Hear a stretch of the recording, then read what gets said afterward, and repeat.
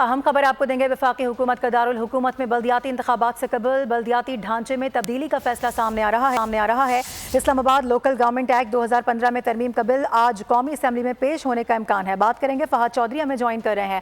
فہد، اہم خبر ہے، کیا ڈیٹیلز ہیں اس کی؟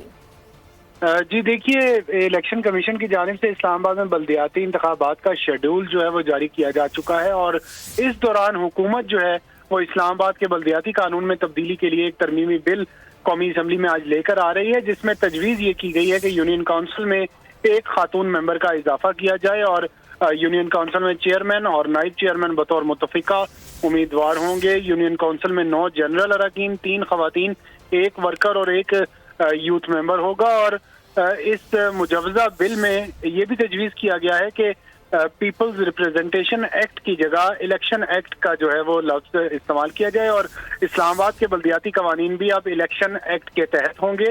اور اگر یہ بل آج قومی اسمبلی سے منظور ہو جاتا ہے، اس کے بعد سینٹ سے منظوری ہوگی، اور اس دوران قانون بننے کے بعد اسلام آباد کے بلدیاتی الیکشنز میں کچھ تاخیر کا بھی خدشہ ہے۔ ٹھیک ہے، اپڈیٹ کرنے کے لیے بہت شکریہ۔